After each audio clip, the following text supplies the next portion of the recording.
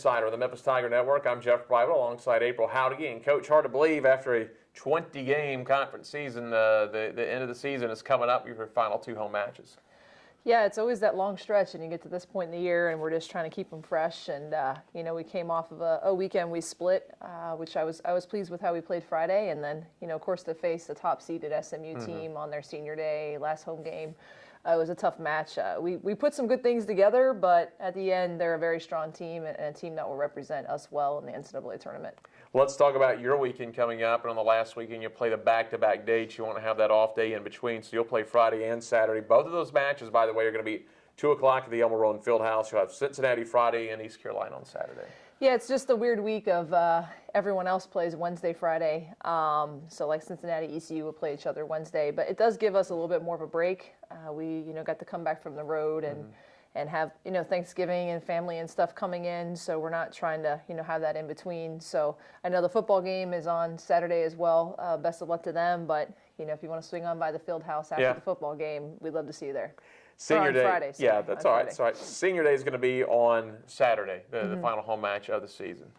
Yeah, we have 4 seniors, and then plus our manager, Allie, that we'll be recognizing prior to the game. And Senior Day is always a special moment. All 4 of these kids have been big contributors to the program, and some have started and played, since their first day on campus. And after the game, we'll have a little bit more of a presentation over here at the Hall of Fame for them and kind of all the family to get together. So it's always sad, but on the other end in coaching and in this world, it's one thing comes to an end and the next thing begins, because we have a lot of our incoming kids are going to be here on campus too to see the last matches. So a chance to kind of see the future coming up too. Always an emotional day on Senior Day, and a lot of the success or failure on a Senior Day is how the players manage that emotion. You want to win for the seniors, but you don't want the emotion to carry it too much where it affects the match. Right, and I thought, last year was a great Senior Day. Yeah. We had a lot of fun with it, and it's that last game of the year. Both teams are just going to go out there and lay it all out there, and you want your seniors to have their best match of the year. So I think they're ready for it. I think it's going to be a really, really good match.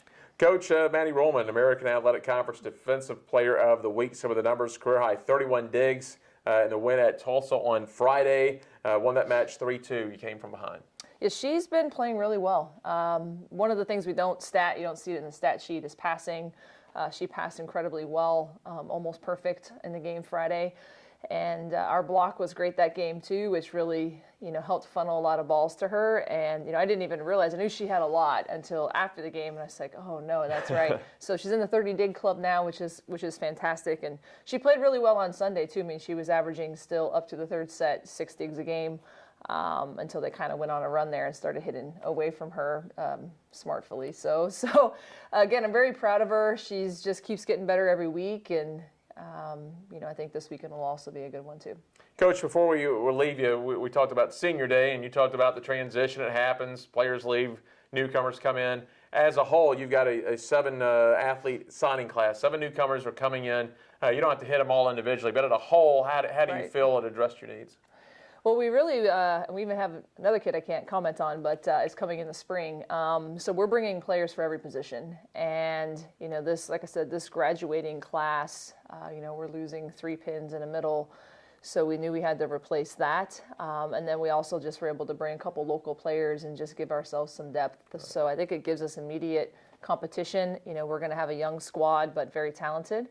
And we'll get to work on moving forward into the next season as soon as we get back in January. So it's always, like you said, sad to see one thing end, but as a coach too, we got to start planning quickly for the next step with so many young kids coming. But it's a really strong signing class, probably our best, most comprehensive. I wouldn't say necessarily best, because at every class we bring in good players, but the most comprehensive. So across the board, we have a lot of depth in this 2017 class. Sounds good. Friday and Saturday, 2 o'clock at the Fieldhouse. Sounds good. Perfect. That's April Howdige. I'm Jeff Brightwell for the Wolfchase Toyota Insider on the Memphis Tiger Network.